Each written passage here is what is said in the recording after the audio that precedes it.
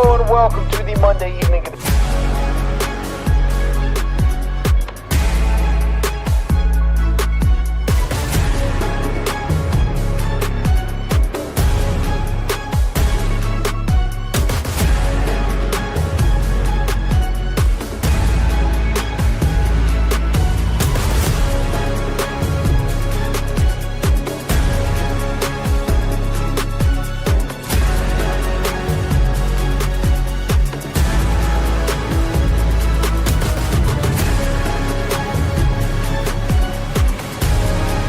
Ball like I do after dark. It's a must listen. It's where I go to get my hoops fix. This is Field of 68 after dark.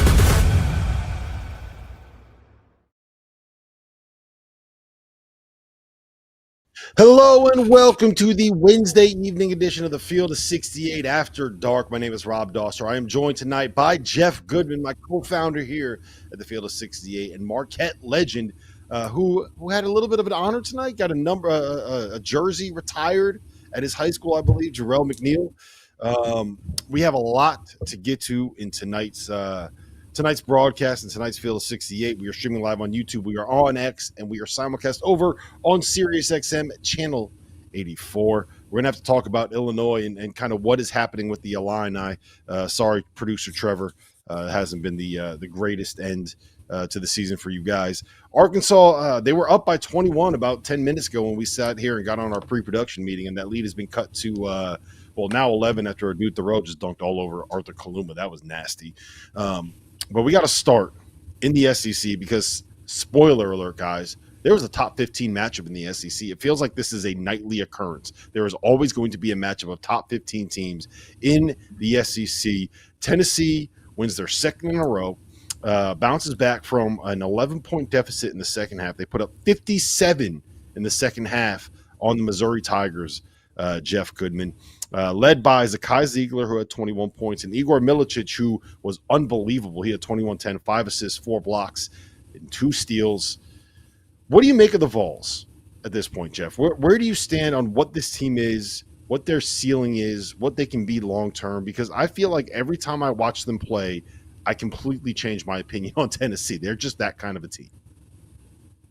Well, they're a good matchup for Missouri because they have Zakai Ziegler. So you could try to press Zakai Ziegler all you want. He's a one-man press break, and he showed that tonight. After missing the last game, he's been banged up a little bit lately. He looked healthy.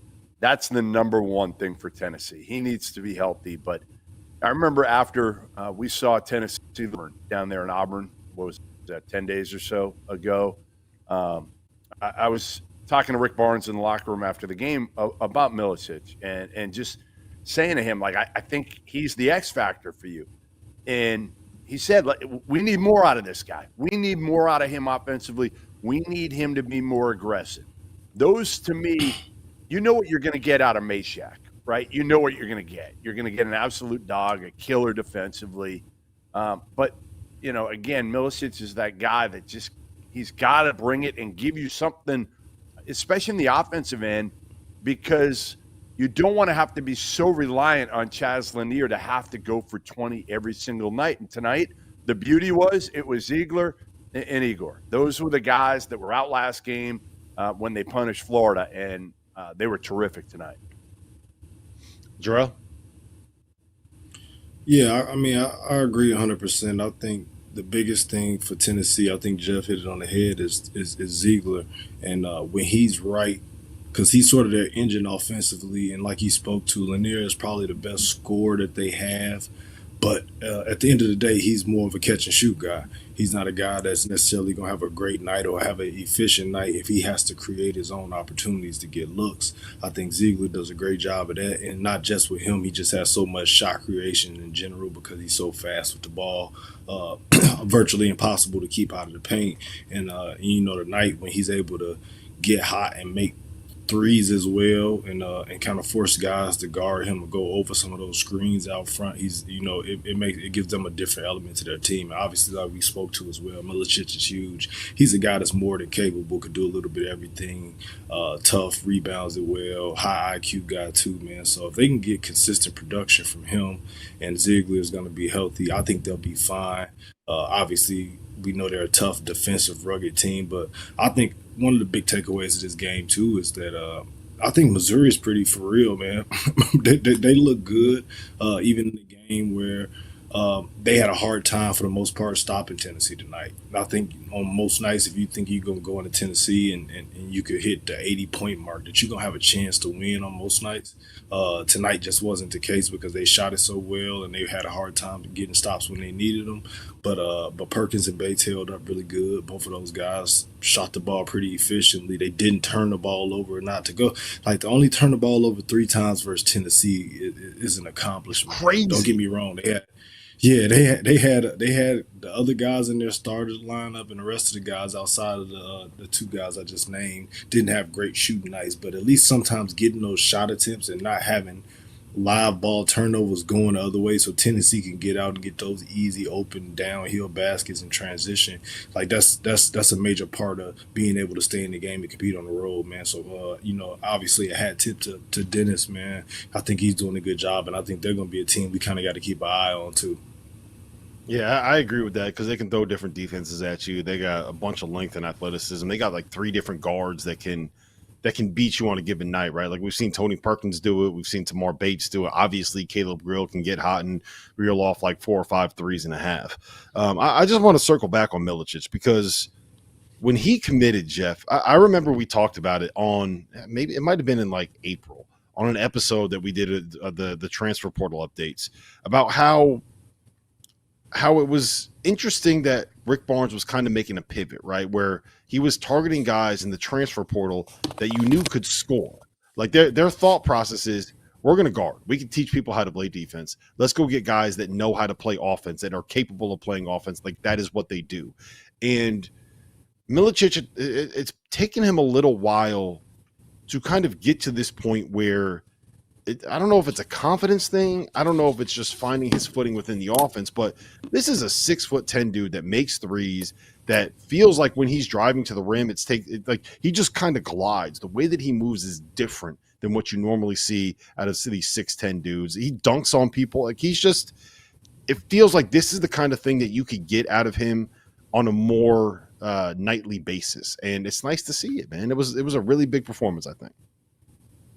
Like I said, I mean, I think he's that X factor. If he becomes more consistent and more aggressive and more assertive, they're a different team, because then you've got like a big 3 of sorts, right? I mean, you got Ziegler, you know what he can do. He's not a big time scorer, but he can put pressure on the defense and get to the rim whenever he wants. And then you got Lanier and Milicic. And to be honest, Parr has been really good this year. He's not an offensive weapon, but he's a lob threat at least. Yeah, I mean, he kind of is, right? Like you could let him run those ball screens, and you have to know where you are, because if they throw it up by the square, like he is going to finish it. He's going to go up there and get and catch it and dunk it, and it's an easy 2 points. So he definitely is a threat. I told you guys this before we started going live, that I had a take on Rick Barnes in Tennessee, and I'm curious what you guys have to think about this. Jeff, we talked about it a little bit on Saturday with LaTulip, that what Tennessee did in the second half against Florida was just kind of run floppy action over and over and over again. And for people listening at home, it's basically just give one of your guards a choice of going off one side or the other side, basically running off of a pin down to try to be able to create an opportunity where you get a one-on-one look. What they did tonight in the second half was they put Chaz Lanier and Jordan Gainey in a choice action, which is essentially the same kind of thing, but it's like running off of a baseline screen or running off of a screen kind of that comes up the middle, right? And it's simple stuff. They're not running the sets that UConn runs. They're not running sets that Creighton runs. Like, this is not overly complicated things. They got old guys that are smart scorers that understand what to do running off of these screens. And when I watch it, it's really not all that dissimilar from what Coach Cal did from like 2019 to 2023 when he was at Kentucky, But the difference is with Rick Barnes, one, they got a culture defensively, and two, they got 23-year-olds that understand how to score running off of those screens as opposed to 18-year-olds. And I just, that was something that struck me watching them tonight, thinking about what happened against Florida Drill. And it's not, he's not reinventing the wheel offensively. It's really simple stuff that they're running, and they put up 85 points on a team that came in as a top 25 defense in America. Yeah, and I think just sometimes we make the mistake of thinking that it has to be something that's super complex or complicated. In a lot of situations, less is more. And one of the things that stuck out while you was just talking there, Rob, too, is just the little stuff you're talking about, just like floppy action or the choice action where you can come off the baseline to get the pin down up top. The biggest thing about that is, number one, having guys come off with pace, practicing that type of stuff. You know what I'm saying? That's the thing that people don't talk about, like flying off of those screens and being able to get your feet turned in quick enough, and you squared up to the basket where you can actually make those type of shots. And the second thing is one of the things I don't think they get enough credit for at times, but sometimes I say even a couple years ago, I remember they had the team and they were talking about they were on the borderline of being a dirty team, man, is that, they hit bodies, they screen people, they're physical. And that makes all the difference in the world. When you hit people on screens a lot of times, and I know that's like cliche coach talk, but it gets you open. You know what I mean? Because guys are usually going to be behind the play. Somebody's going to have to jump out there, and that's when slips and everything else start to open up too. So I don't think it's necessarily that they need to overcomplicate it. They got a good, like you said, an older team, guys that understand angles. They come off. Lanier is able to fly off of those things and get his feet turned in and let it go with the best of them. Ziegler understands timing and those type of things and where the guys need the ball, when they need to deliver that. So as long as they're able to do that and execute consistently, don't get me wrong, some nights the shots aren't going to fall too, but they don't need to complicate things. They're going to lean in on their defense and also try to steal some baskets and transition and play downhill. Yeah. Goodman, with this win, Tennessee moves into a tie for 6th place in the SEC as the number 4 ranked team in America. It's insane, man. Like, can Tennessee, let me ask you this, and you'll be quick and then we can move on from here. Can Tennessee make a run? Is this the team that kind of, breaks the streak where Rick Barnes can't get to the Final Four? Because I've said I don't think they can do it, and then you see Milicic have a night like this, and you see Ziegler have a night like this, and it's like, am I overthinking this? Am I wrong? No, because their pieces fit better than they fit in their starting 5, probably since Rick Barnes got to Tennessee. If you look at it, right? I mean, he's got a veteran point guard. He's got a big that, again, can block shots, can run, can catch lobs. He's got wings that are very different in Chaz Lanier and Meshack. One's an elite defender, one's an elite scorer. And then, again, as I've said, I mean, Igor's kind of that guy. But when he's on, like, how do you – honestly, they've got as precise of a starting 5 as probably you have around the country. And, again, they guard. They have a culture.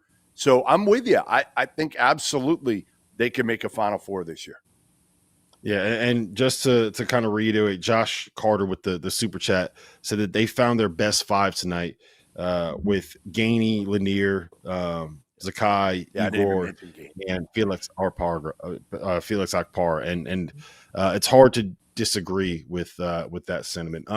Arkansas and Texas is a little bit closer than I thought it was going to be, so I'm going to make a quick pivot here. I want to ask you guys about Duke. I want to ask you guys about Cooper Flagg. It was a little bit of a slow night here for Cooper. I said today on the Dawson T1 Fanta podcast, Jeff, that I think that this is going to end up being the best player of the year race that we've seen since J.J. Redick versus Adam Morrison with Cooper Flagg and Janai Broome. I think we've all kind of leaned towards Cooper as the guy. But is a slow night like this, is this give an opportunity for Janai to kind of like make up a little ground in the in the player of the year conversation? I mean, I don't think so. I think Cooper is clearly the player of the year. I mean, Janai missed a few games, number one. I mean, just look at everything this dude does. Like, and I know Janai's a good passing big man. I get all that. He's a good defender. Like, Cooper as a freshman, as an 18-year-old, defensively is one of the best players in the country, just on that end of the court. Forget about what he does on the offensive end, which is facilitate, basically play the point for them. You could put him in the post. He can score in the post. He can score in the mid post. He can do whatever you want him to do. He rebounds. He pushes. He wins. He plays hard all the time. He's on the court every possession. Like, again, Janai's great. He's a great runner-up, one of the best runner-ups we're going to see. But Cooper Flagg's the player of the year unless he gets hurt. You agree, Jerel? I think he has to be the front runner, and I think the biggest reason right now, the only thing that's kind of separating him and Broome is like what Jeff said, is just the durability factor. We've seen Auburn be great without Broome. Yes. And I don't think any of us can say that we think that Duke is going to resemble anything how they've looked all year if you take Cooper Flagg out of that lineup. Yeah. And I'll say this too, and tell me what you think about this, Jeff. I've been thinking about this for a long time. Player comparison, and I've seen the kid since he was playing 15U on EYBL. I can't wait for this. I promise you. I cannot wait for yours. 11 blocks. Cooper Flagg is like the white KG. Kevin Garnett. Yeah, like, and you're a Chicago kid.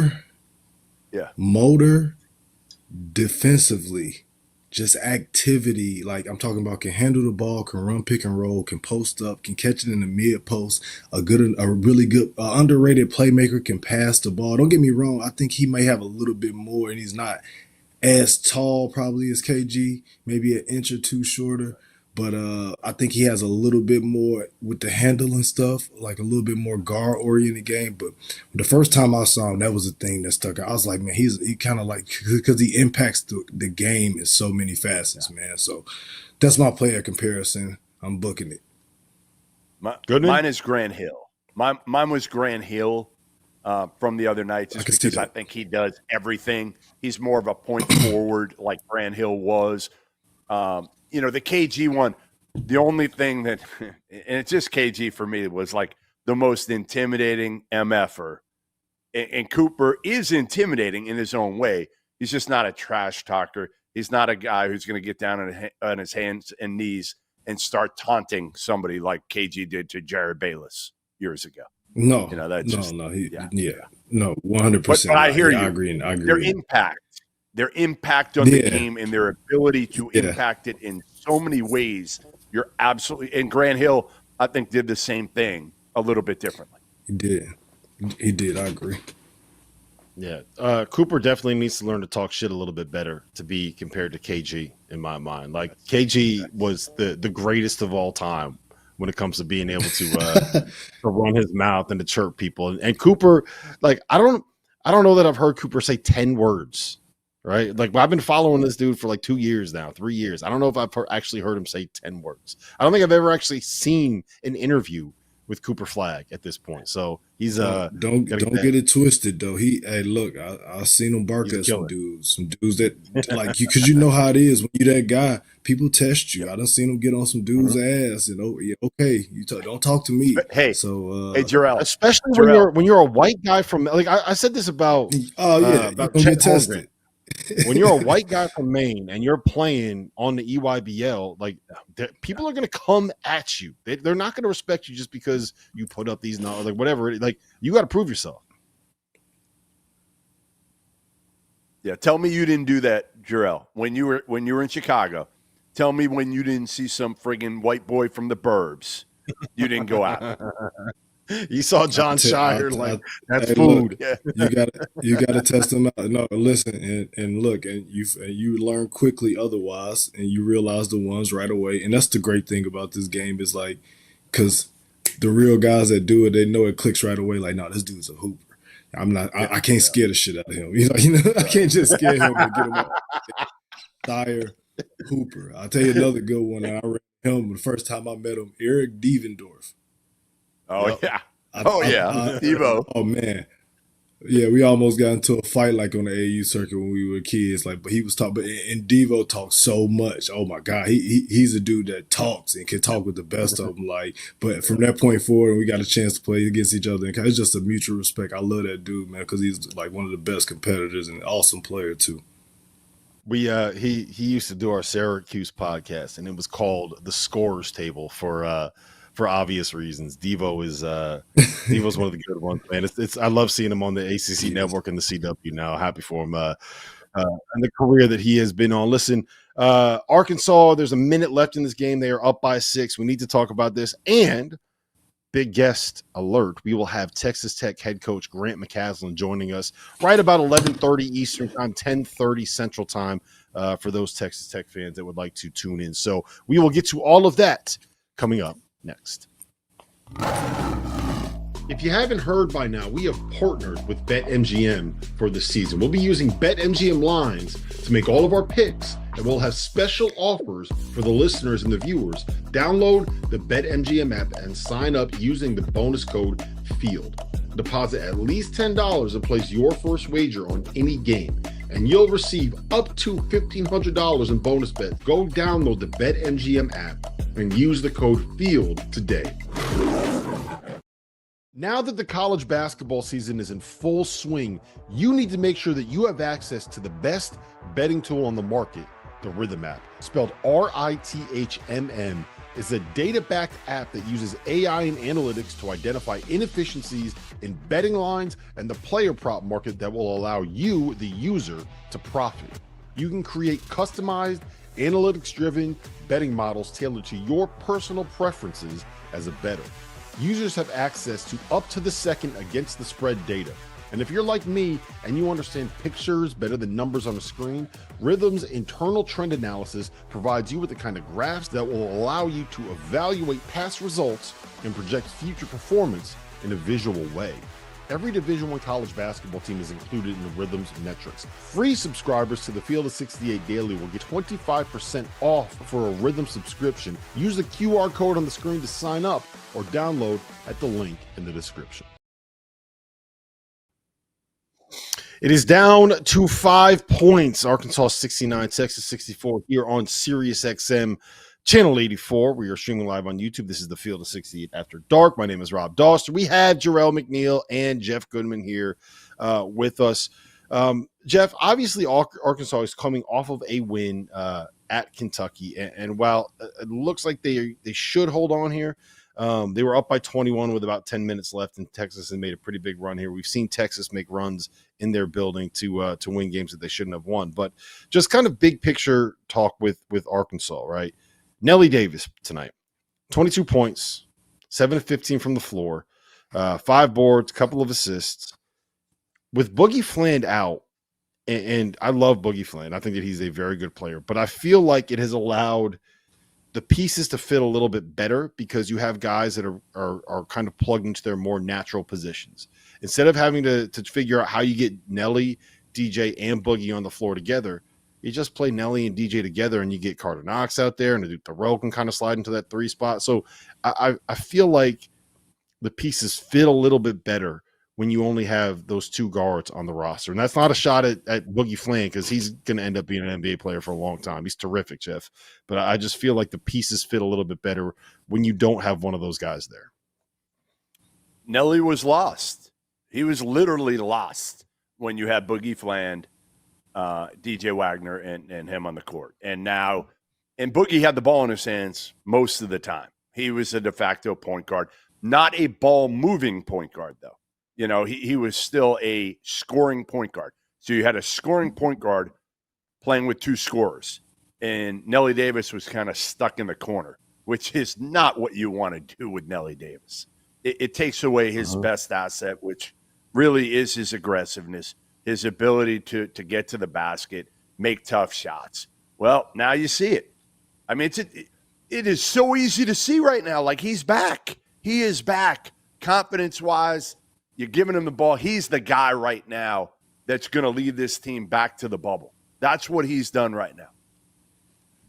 Yep. Jerel, what do you make of, I said this after the Kentucky win.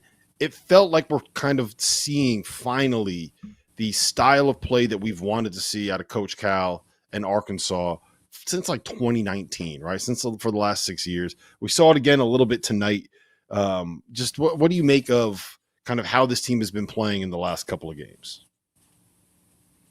I think they're just scratching the surface and finding somewhat close to an identity. And I was really gonna say it, but you kind of already led to it already, Rob. It's crazy just how almost like one game can shift and kind of change the momentum for your whole season. It almost feels like we're in one of those. Not to say that they're gonna turn it all the way around and just go on a crazy run. I'm not booking them for that, but like you spoke to with Boogie Flynn being out, kind of everybody no longer having to look over their shoulders and worry about making mistakes, or if I'm going to come out, who minutes are going to get cut.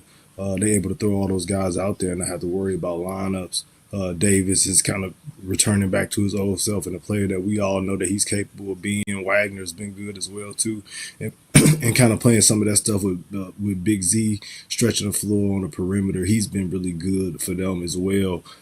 Passing the ball and getting some of those guys easy opportunities without them trying to take the ball in their hands the whole time and get all the way downhill, man. But they've looked good. They definitely looked a hell of a lot better since what we saw at the start of the year, and I think they're in a position now where they kind of got to try to keep riding this wave and see where they can take it from this point forward. Yeah. So what, Jeff? What is the assuming they're able to hold on and win this game? It's again down to 5. So we're playing with fire a little bit here while we're waiting for Grant McCasland to join. Like, what is the ceiling for this team? You know, I said the other day that I think that this is kind of where they have the opportunity to have a little bit of a run here. You win at Tech if they are able to hold on here. You win at Texas. You've won 3 of your last 4. You get a free shot with Alabama at home. You're playing at home. You kind of got the momentum going. Maybe you get that Bud Walton Arena home court advantage. And then you got LSU after that. So there's a real chance to be able to, like, you're sitting here, you won 4 of your last 6. Then you're at Texas A&M, and you're at Auburn. And win one of those 2, and all of a sudden, like, we're having a very real conversation about where this Arkansas team should be. So if you finish 4 games under 500 in the SEC, I think Arkansas gets in. I really believe that. There's just so many, other than LSU at home and I guess at South Carolina, everything else is a quality win. And the losses are going to be quality losses that don't hurt your numbers. The question is, can they sustain this? This is still a 2-game run when, again, this is a team that had lost 5 straight, 6 of 7, hadn't beaten anybody until the Kentucky win for the most part. I mean, they had the Michigan victory on the neutral court where they came back from like 20 down. They won that one and they beat Georgia, but they really didn't have anything to their resume before the Kentucky win. Now Texas at Texas. Yeah. I mean, it's a good win. I mean, Texas isn't very good. I mean, watch that first half. Like, Arkansas's defense looked good. Texas's offense was completely inept in that first half. I mean, it was atrocious. One of the worst displays I've ever seen. I don't disagree. I don't disagree with you. I'm with you on that. All I'll say nobody's is going to care, right? But what they look like doesn't matter. Like, Texas right now is number 29 on KenPom. Right? I don't know how. Yeah, I don't know how. The metrics are what matters, and I think that there's a real chance here. Let's put it like this. If they can get but Alabama, the metrics aren't. No. The metrics aren't always what matters. Like, people say that, Rob. That's bullshit. That's bullshit. No, hold on. No. Yes, you're right. There's human beings in that room. The metrics don't matter for Texas. That doesn't mean that they're it doesn't mean that they're the 29th best team. If you're 29th in the net, what it means is that it's viewed as the 29th best win, which means if you on the road. The 29th best team, that it matters for Arkansas's resume that they just beat the 29th best team. That's what matters. It doesn't matter what Texas is ranked in those numbers. That's what I'm saying is, like, the metrics are what matters in that spot for them. So, look, they're up by 9 now. They're going to win this game. That's 2 in a row. I'm saying, like, I kind of hope that they make a run, right? Like, we've been hard on John Calipari. I think that it would be unbelievable theater to see them go on a run and rip off like 6 or 7 in a row and just have Cal on his revenge tour. Like, do you know how much fun that'll be, Jerel? Like, Cal does not give a shit about any of this. You know who it'll be fun? Hey, you know who it'll be fun to see? Tyler Hansbrough. That's who it'll be fun to watch. We need like a live look in on Psycho T as Arkansas goes on this run. And John Calipari gets him back locked into the turn. Maybe we'll see an Arkansas North Carolina first 4 matchup. maybe if Tyler's lucky. No, Oh, that man, would that'd require be North crazy. That would be Carolina finding a crazy. way. The ACC does not have the Yeah. win that the SEC has. I was about to available say them. they do not. We got a do big not. guest. Big guest alert here, guys. We are now joined by Texas Tech head coach Grant McCasland, coming off of Fixing his hair. I want to say it. Yeah, fixing his hair. Is that a pickleball court you got set up in the background over there, Grant? Listen, I appreciate you being here. Please don't get thrown off the call in the first 5 minutes. All right. Hey, if we're grading this podcast, I'll give you one when it's over with. A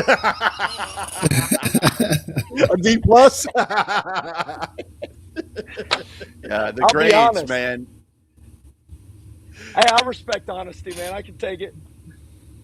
Well, honesty, Grant. Honesty, Grant, is that we probably effed up, and we'll be honest about saying that because you have done one heck of a job in your 2 seasons there, and last year 1, getting them the Red Raiders in the NCAA tournament.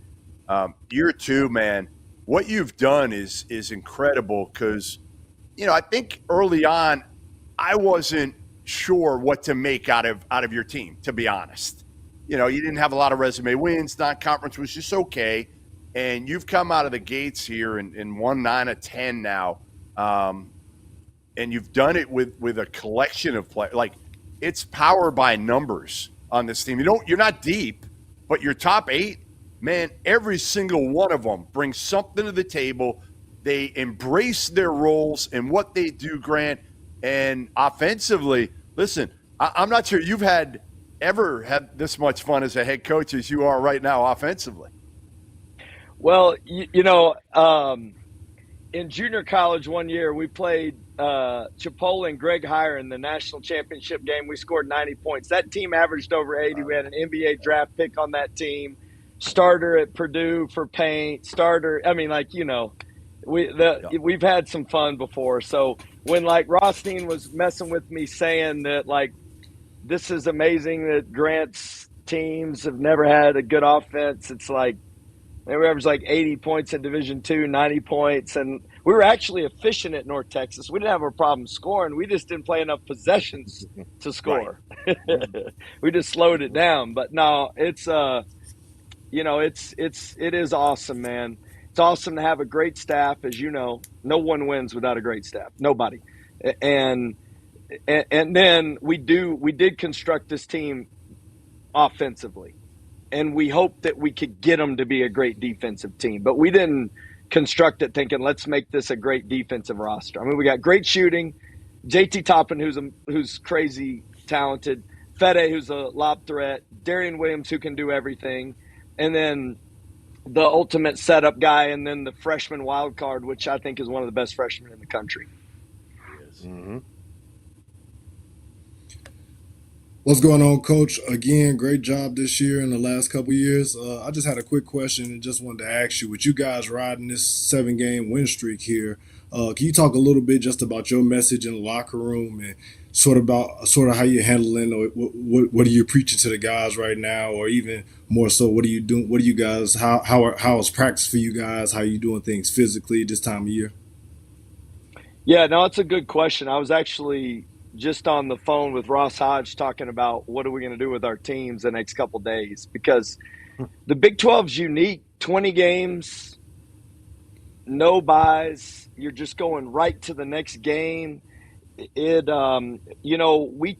After we beat Houston, honestly, we watched film and we had the players do it with themselves. And Darian Williams and Chance McMillan were the ones in charge of it. And then we walked around the USA, the United Supermarkets Arena outside. It was 88 degrees in Lubbock, Texas. No wind, surprise. And we set out and we just talked about the game. And everybody kind of gave what was impactful to them. What will they remember about that game? And then we did that for 45 minutes, let everybody share, and then we buried the game. We said, this game doesn't matter to anybody in this locker room because it was one win, and now we got to figure out how do we beat Baylor, and that's all I care about, honestly. And so we try to do unique things like that this time of year just to refresh us. I mean, we sat outside for an hour and it was beautiful. It's like, how do you keep them fresh? And then we said, we're going to do an optional lift after this. And then, everybody showed up. So it's just like the ownership that I think these guys have to have this time of year in order for your team to improve. But you still got to practice. And so we start practice with like full court pressing to get it cranked up. And we'll do like 4-on-4, keep it out of the paint, garden. So that way we can get better in gaps, because that's where we've made the best improvement is our ability to guard the ball. And then we try to taper it from there. But no, it's unique this time of year to keep your guys engaged. And I think you always got to be trying to read your team. Yeah. Without giving away all of your secrets, Grant, I'm just curious. I give you a lot of credit for your ability to identify the pieces that will work in the offense that you run and the defense that you run out of the portal, right? Like JT was JT. Everyone knew that he was going to be good, but I don't know how many people thought, Elijah Hawkins is going to come in and be one of the better point guards in the Big 12 right away. Like Darian Williams got him from Nevada. He was a really good player, but he's definitely taken a step forward. Like you've hit on a lot of guys that were maybe a little bit more unheralded than some of the 5 stars, the layups, the obvious ones.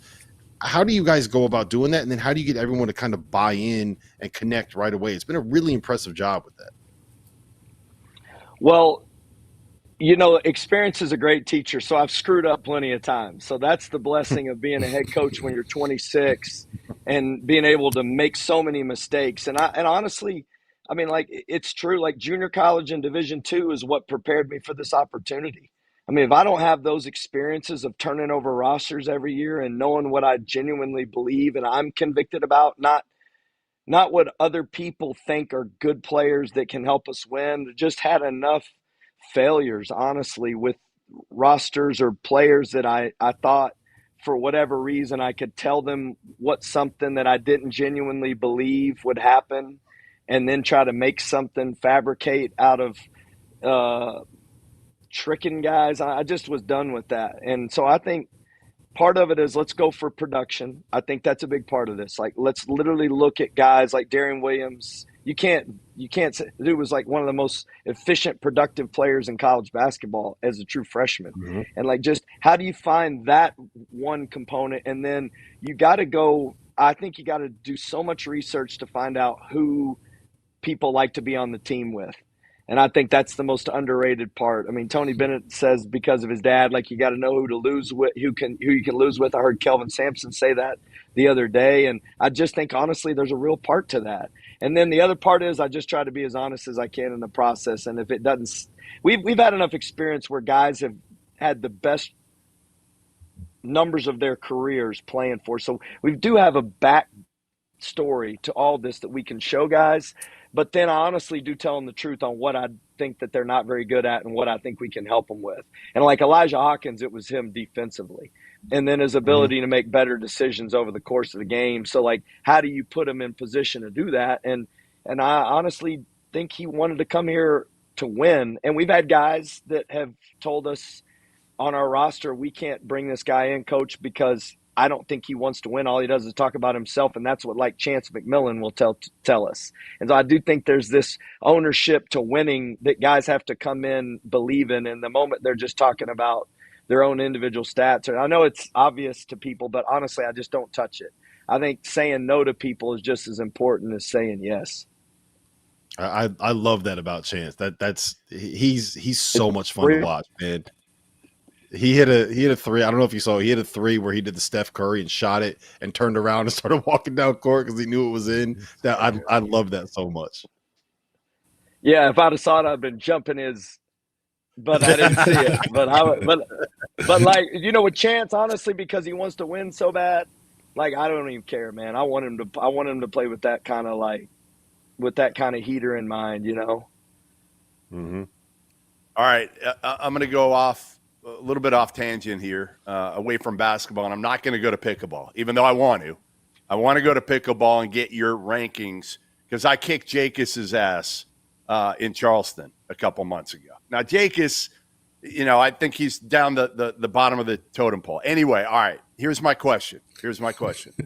I'm looking for a new pet, Our dog passed away about a year ago. We're buying a house in Charleston, so I'm going to be able to get a new pet. And I want to know, I think I'm going to get a miniature donkey. And I want to know what goes I knew where in. this was going. What goes into getting a miniature donkey? What do I look for to buy this miniature donkey? Because I know you have 5 of them, I believe. Jeff, he's trolling you with the hands right now, man. I know he is. I know he is. I get it. Good Well, job. I Good forgot job. what you were asking. What goes in? Yeah, there we go. There we go. For the people listening on Sirius XM, Grant McCasland just put on a cowboy hat for us. All right. Break it down for me. Break it down for me. When I buy a miniature donkey, what am I looking for? Okay, so the truth is, you know, we live on 10 acres out here. Someday I'll do a show with you and I'll introduce all of them. We have 6 donkeys right now. We just got rid of our 7th, but they're amazing, man. They're like they've got some dog personality to them, in that they want to be around you. They let you pet them. They're endearing. You know, like, we live on 10 acres, so we got 5-ish acres that we have available for them, and we needed something. My daughter actually loves animals. She loves farm animals. And when we were at North Texas, and she said, Dad, because every year everybody's saying you're leaving. Your kids know, like, they just hear it. They're like, Dad, if we ever move, then I want to go somewhere where we can live on a farm and we can have animals. So at that point, and we find out we're coming to Tech, we're like, what animal can live in Lubbock, has the least amount of, you know, time associated with it? Let's be honest, we don't have much of that. But they're desert animals, dude. They're miniature. I'm talking 31 inches tall, less than, That's it. I mean, 2.5 feet. Yeah, they're amazing. Wow. And they're like, I'll send you a picture. You can probably post it, but I did wash one of them tonight on our day off. I did. We need that We video. call him Harry. We need the video. I'll just send you the picture. His name is Harry. It's amazing, man. And Harry's the only one that's got long hair. He's from California. And I'm not trying to troll people from California. Like, really, I'm not. We got grass. I feed them hay. But, like, I let them in our backyard occasionally. And we got a really cool pool. And it's got this artificial turf, like in these cross, you know, lines around the pool. It's kind of this cool design with concrete in between. So we have real grass and then the artificial turf, and our donkeys have been in the backyard eating it. And this California donkey named Harry that's got long hair comes over and tries to eat the artificial turf. I'm like, man, this dude from California don't know which one's grass and which one's artificial. But no, man, they're amazing. They're amazing. They're most like loving. They're so cool and chill. Hey, now they crap a lot and they make dog. a lot of noise. Hey, Grant, I don't mean to burst your bubble, but I'm going with a dog. Yeah, I'm going with a dog. I got 3 dogs, so it's all good. Well, all right, listen, Grant. We appreciate you being here, man. I just want to show you. You said it's 88 degrees. I'm about ready to get out. You ready to get out? Go catch some monsters, I caught 2 bass today. I caught 2 bass today too. We got a stock pond, man. I was living my best life this afternoon. I gave myself 2 hours. I gotta go ice fishing right now. You're talking about fishing in a stock pond. I'm coming to Lubbock. You said you got 10 acres. Where am I building my guest house? I got a guest house. Come hang with me. Yeah, but done. I'm coming. We're doing live shows from Lubbock all week. Listen, Grant, congratulations on the success. Great run for you guys. It's been a lot of fun to watch, and I really do appreciate you getting on here and trolling every single one of us. It's we respect that. When we come back, we're going to talk a little bit about Illinois and a little bit about Creighton and kind of what's going on with those 2 programs.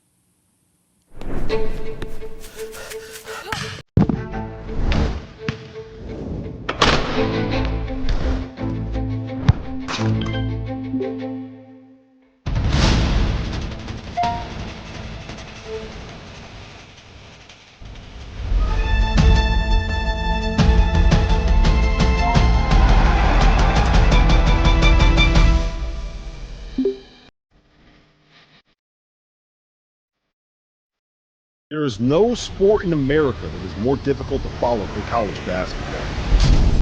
it can be overwhelming.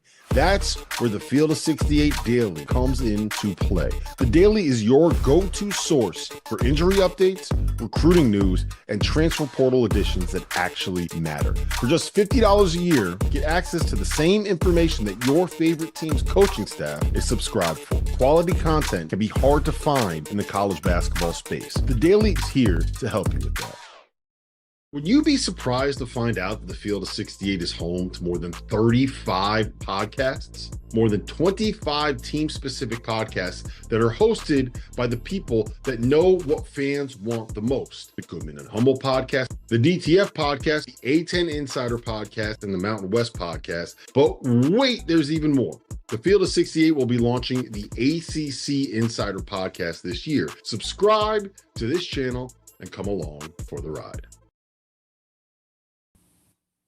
Well, welcome back to the Field of 68 After Dark live on Sirius XM Channel 84, streaming over on YouTube. Rob Dawson, Jerel McNeal, Jeff Goodman. It's been a fun night, guys. I thought it was going to be a slow night. This show was going to be a little bit difficult to get through, but there's obviously been a lot that has happened, and we just had one of the best interviews we've ever had. Grant McCasland, Cowboy Grant McCasland, mini donkey owner.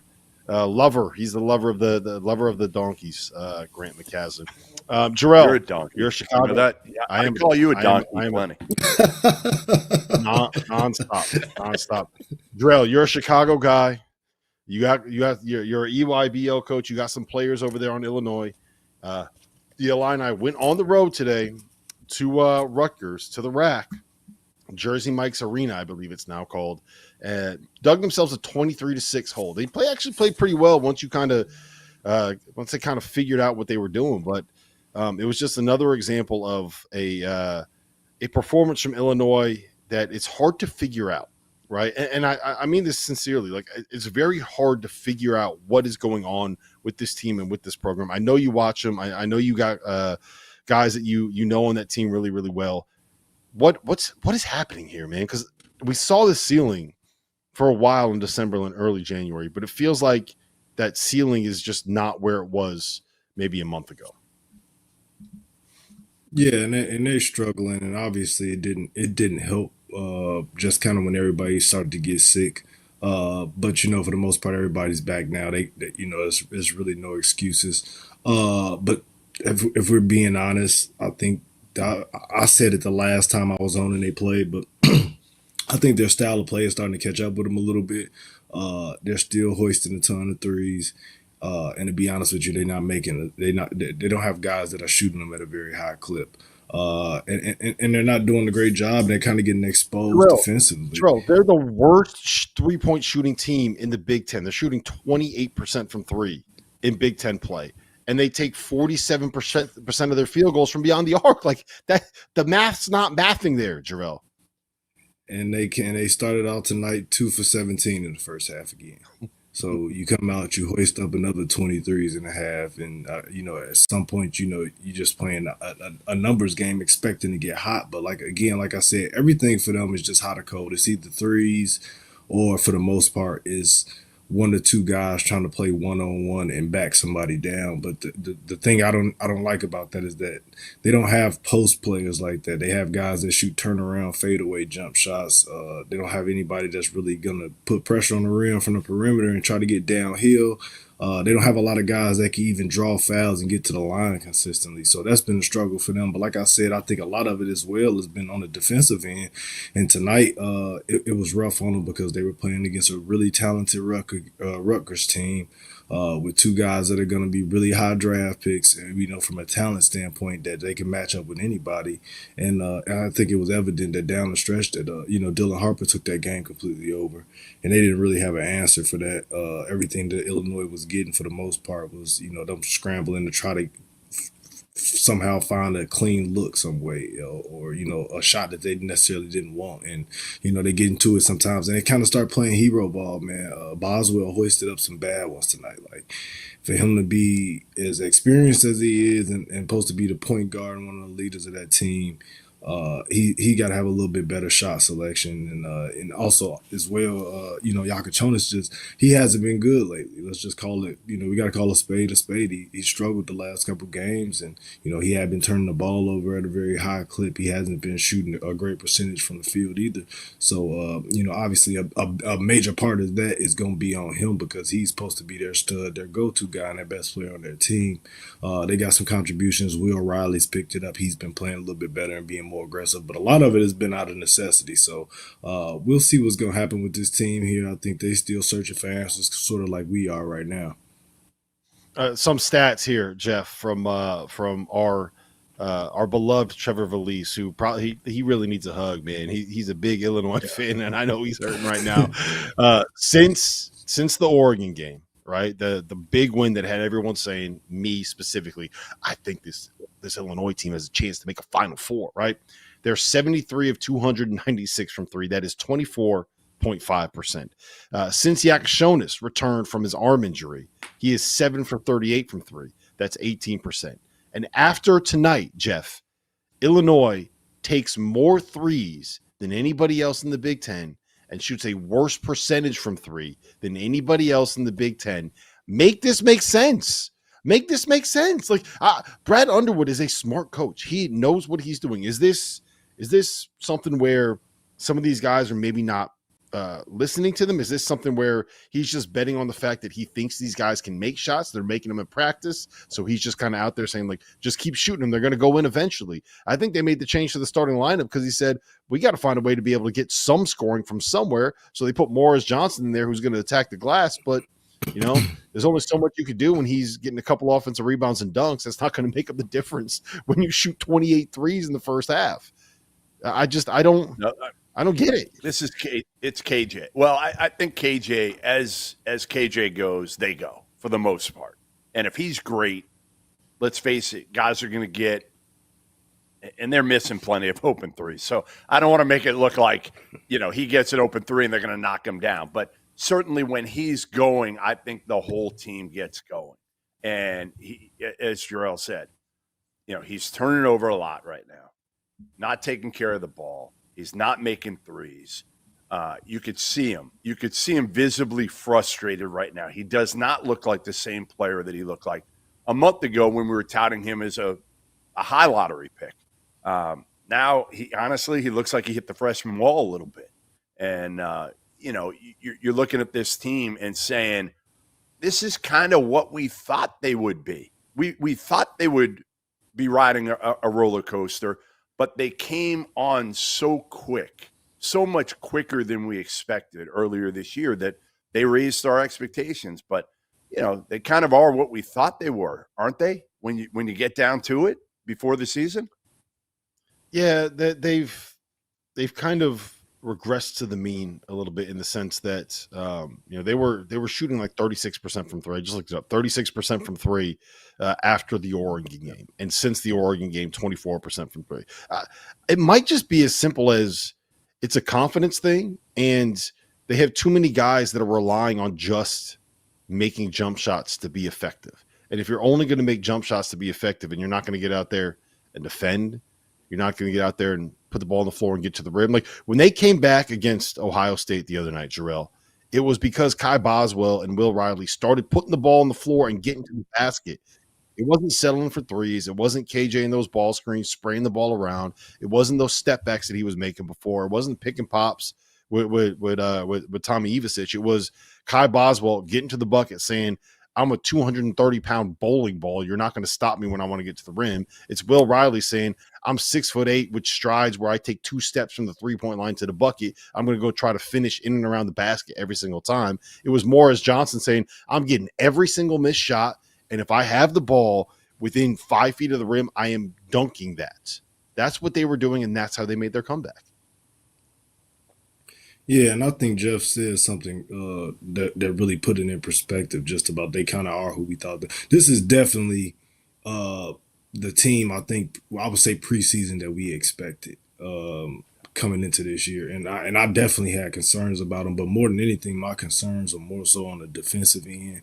And just to jump back to your initial question, Rob, just about how, like, what are they gonna do because they're not shooting? Like, he made this team, like, this is a 5-out team that he made. Like, so he went to get guys that can shoot the ball. He doesn't have a ton of guys that have the foot speed or the ability to create mismatches just by beating guys off dribble penetration. So he's kind of, like, he kind of in between a rock and a hard place in that regard. But I do agree with you.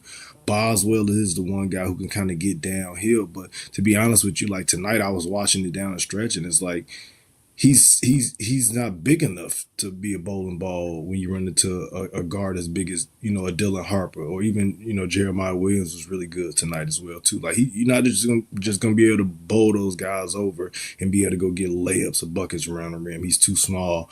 So to be honest, I think it's going to have to be like, somebody like Will Riley, who's not necessarily the best driver, but he has that ability right now. And he's actually shooting the ball well enough where guys respect his jumper. That's another thing. Boswell is struggling so much from three that, they're rondoing him. So it's like, they're playing him essentially at the free throw line extended, daring them to shoot almost. So they're giving them a step. It's going to be hard to beat guys and get to the paint touch, get paint touches that way as well. Yeah, I like how you call it rondoing. We call it around here, we call it dorking, where you dare the dork to shoot.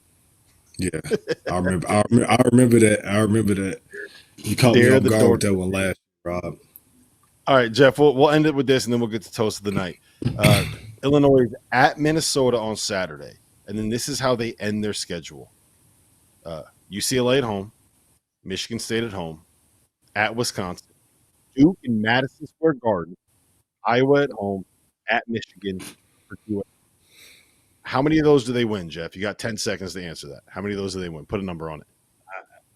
I don't know. I mean, not a lot. They're going to be in trouble. I mean, they're going to be in trouble at this point. I think they hold on and make the NCAA tournament, no question. But I think they're, maybe playing in the 8-9 game or something like that, where we were talking about them as I don't know. What were they? They were in the mix for like a 2 or 3 seed at one point.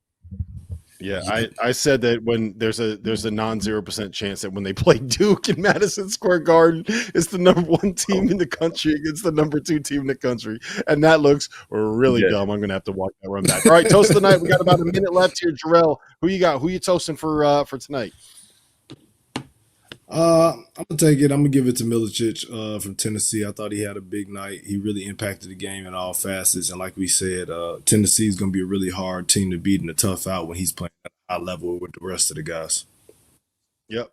Cheers. Goodman, your toast of the night. All right, 2 quick ones. Ryan Kalkbrenner, 35-12. Creighton wins at Providence. Creighton, after losing Pop Isaacs, has been really good, really good. Number 2 to Jerel McNeal for getting his number retired at Hillcrest, where, listen, I used to watch Jerel play in AAU ball, so I am officially old. Congrats, Jerel. Appreciate you. You stole mine because I was gonna toast Jerel. I will just say Seton Hall. I'm gonna toast Seton Hall. It's been a rough year for the Pirates, but they came into the season as one of just 9 high majors that had been above 500 or 500 or better in conference play since 2015, with Kansas, Duke, Virginia, Oregon, Villanova, Creighton, Houston, Florida, and Seton Hall was on that list. Been a rough year. I got faith that Shaw's going to turn that thing around. Listen, if you guys are still watching right now and listening on SiriusXM, we are going to be in the afters. We're going to be hanging out right here on YouTube for about another 15 minutes answering your questions. So fire those questions in the chat and make sure that you come check us out tomorrow night, 11 p.m. here on the Field of 68 After Dark. We're live. It's the afters. Hit the chat. I'm not getting close to any bear. My career high on the court is 28.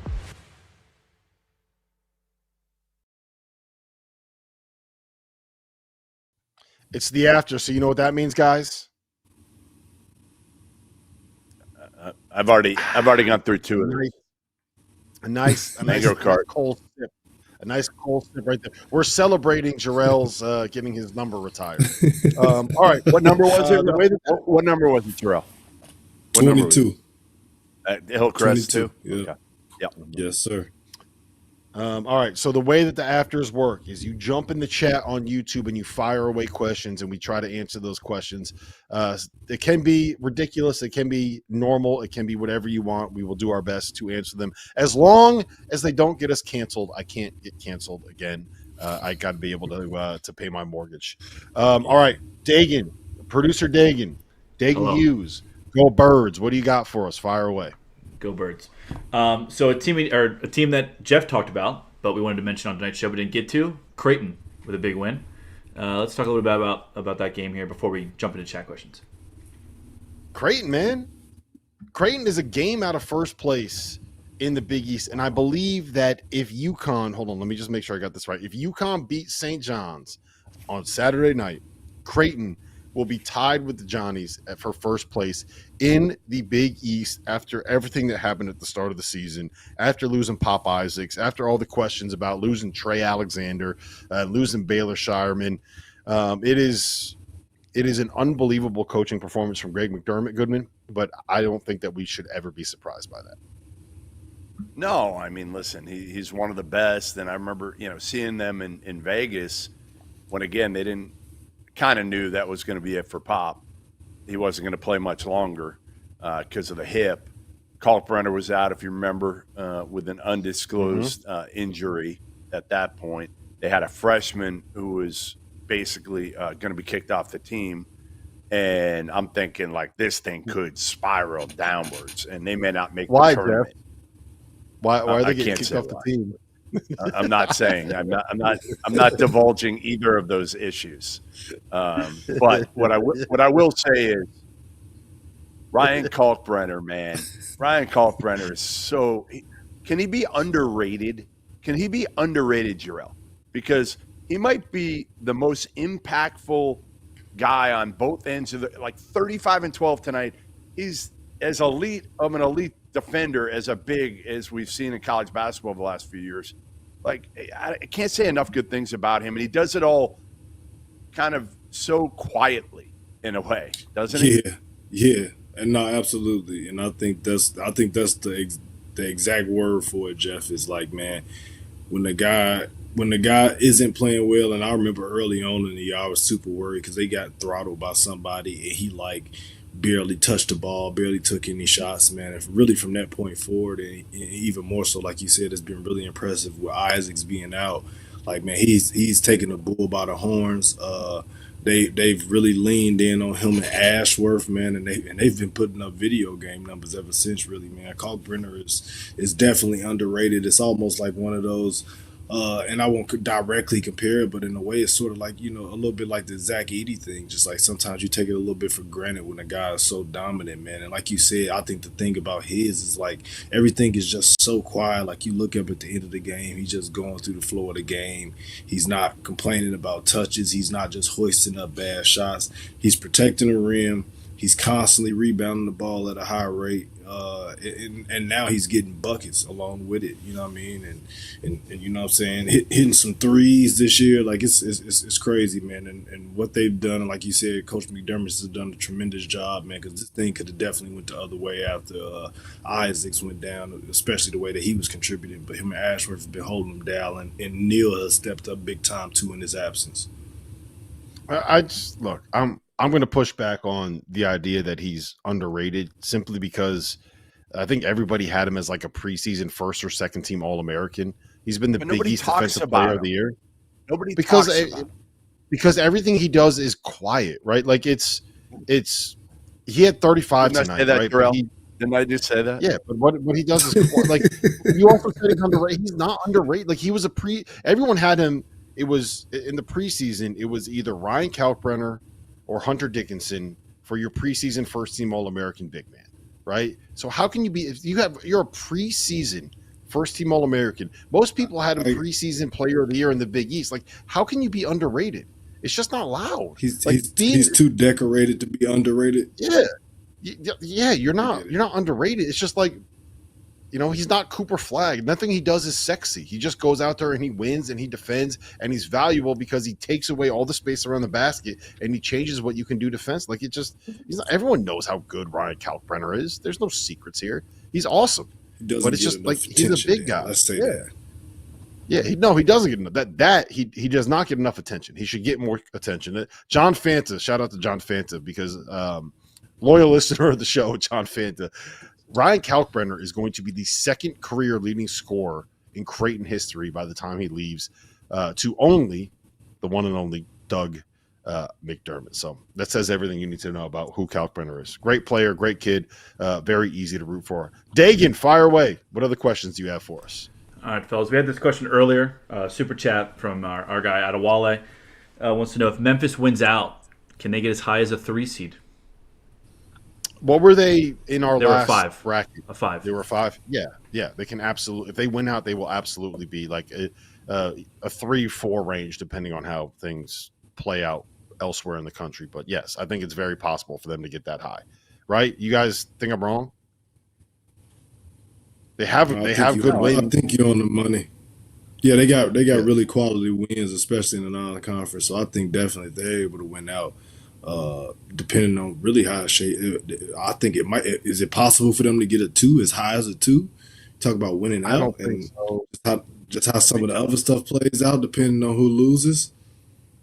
My guess is that a 3 would probably be the ceiling, just because there's going to be a whole bunch of teams in the SEC that look really good, and whoever ends up being the top 2 teams in the Big 12 are probably going to be seated above them because of those wins. And my guess is that Purdue probably ends up being somewhere. There's just too many teams that are going to stack wins in good leagues that will be above them. But I mean, they got good wins on their schedule, and if you win, there's nothing better than a long winning streak. We've seen Gonzaga do this plenty of times, Jeff. Long winning streaks in some of these these lesser leagues can look really good. Rob, I got to cut you off. We do have a special guest on, and he is the guy. My back literally hurts right now. My lower back has been killing me really all season long, and it's because of having to carry this guy. Wow. Robbie you know what's crazy? I tune in for 2 freaking minutes, and I hear Jeff plagiarizing what I say on the broadcast on this After Dark thing. He can't even think of his own thoughts, man. This dude is so bad at his job. Yeah, he's stealing money from all of us. I'm ashamed to say it. I hit the mute button. I hit I had you on mute the entire night tonight. I didn't hear one word you said. You know why I called in? Because Jerel was the man. That's why I called in. Other than that, I don't give a shit about Rob, and I definitely don't give a shit about Jeff. I appreciate that. You're basically look. This is exactly what has happened with Dan Hurley, right? I get thrown under the bus because Jeff pissed everybody off. And I got to take the heat for it. Yeah, I'm with Coach Hurley because Jeff sucks, man. He's tough. Jeff makes my life hell. Go ahead. Sorry. No, I wanted to ask you. So you called the Illinois game. You're our resident kind of Big Ten guy. What is your take on the Illini? Kind of what is happening here, and how they've kind of ended up in this spot where we thought that they were I said it. I thought that they were a Final Four team, and now they look like okay. You got this run at the end of the Big Ten schedule. You might be looking at a first weekend exit kind of a deal. Yeah. It kind of reminds me a little bit of 2 years ago where they were such a bad 3-point shooting team, but they kept just shooting them. And, I mean, look at the first half of this game versus the second half. Rutgers' 2-point defense has been awful all year long. It is not what we've seen from Peichel. It's that they don't have the size. Abole's out. So, there's nobody in there. In the second half, there was a directive to drive, post, get to the paint. I just don't know why you're not doing that right away. Because Rutgers, the paint is such a weakness for their defense. But Illinois, man, they want. I said this a couple of years ago. They were addicted to shooting threes, but they don't make them. So I don't know. They made them against Oregon, and they looked amazing. But Oregon's kind of come back to earth. I don't know. The inconsistencies have to be very, very frustrating for Illinois fans. Very Hey, frustrating for people that said that Illinois has a chance to make the Final Four too. I feel very dumb right now. Or that too. But when you root for Robbie, since UConn, you don't know basketball probably, Rob. hey, how was it watching Dylan Harper tonight? I know he's been out and not himself for like a month now. Yeah. He's special, isn't he? Man, he is. He really is. And the change of pace stuff is so high level. The shot making, and then just the clutch plays. He made a lot of really good things happen at the end of that game. But it's just great to see him back. He's one of the elite talents of the league, and Ace Bailey has had a lot on his plate, and the two of those guys have too. We've wondered who's going to be the third scorer for them all year. And tonight, Jeremiah Williams gave him good minutes, and they got some real pick-me-ups from like PJ Hayes hasn't made a shot in forever. Same with Martini. Those guys make big ones. But it was, Dylan Harper is an awesome player. He's a great kid, and we're not going to see him much longer in the Big Ten, so we better appreciate what we have left of that. Robbie, I said this to these guys a little bit earlier in the year, but how fun would it be? And I know this probably is unlikely to see this Rutgers team somehow just get into the tournament, even if it's like a first four-win game with the talent that they got. And we talk about this constantly. People want to see pros, guys that are going to be big-time players at the next level. Yep. No, I mean, I think it would be awesome to see them in, and it will be interesting to see if they can string together some good play here. The problem will, of course, be even if they are playing great at the end of the year, they might be a tournament team, but they won't have a tournament resume, barring like going 8-1 or, Right. going 7-2 and going crazy in the Big Ten tournament. But when you think about single elimination and short scouts, seeing that type of player, I mean, Ace, when he gets going, I saw him in Indiana, and I was like, my God, my 39, dude. The people that have gone for 39 at Assembly Hall in a Big Ten game are like Sean Respert, and it was some guy I had not heard of from like the 60s, way, way back. So Ace joined that club. You watch him against Northwestern, and he has some nights where he gets a little wild shot selection wise, and defensively, I think there's a little bit that he leaves a little bit to be desired, especially considering his physical tools. But you combine him and Dylan Harper on a short scout, if they could somehow find a way in, and defensively and rebounding have really been their issues this year. On top of who's the third scorer, so they've had plenty of problems. But Steve Peichel feels like they're getting better. It's a great start. If you're going to do it, you had to start tonight, and they did. So I would love to see that because, like you said, you want to see those types of guys play in those high pressure and, the biggest moments of the season. That's what the NCAA tournament is. All right, Robbie, last one I got for you, then I'll let you go enjoy your Wednesday night in beautiful Piscataway, New Jersey. Thank you. I had this argument with someone today. Is Braden Smith an NBA point guard? I think he can be, yes. I just think he manipulates the game and pick and roll at such a high level. He hasn't shot it great from three, but I do think he's a good shooter off the bounce. He's a winner. He's tough as shit. I think I'm not saying he's going to be a first-round pick, but I just feel like he finds a way to get there because that's just kind of his deal. Yeah, that's where I'm at with it, Robbie, too. what are we doing about you're canceling? We had it all set Dude, up, Doster, with Painter tomorrow morning, 11:30, and now Rob's like, my flight got pushed back. I can't. Yo, do it. Rob, this So is we crazy. I have called in. I called into the Lord, and I called up an ice storm for Chicago. So I was like, I don't want to do the podcast, God. Please be around 32 degrees and rain so that shit will freeze. And you act like I delayed my flight myself. I don't fly private like you do. What I think we're going to do instead is Paint and I are just going to have a Robbie Hummel roast without That's you there. fun. He's been my college coach, my landlord for a while. My roommate, so he can roast me. I'm sure he's got the stories. Oh, he's got them. He won't divulge them. We've tried this before, and I think he feels bad for you. I think he honestly feels like pity on you that he doesn't want to embarrass you further.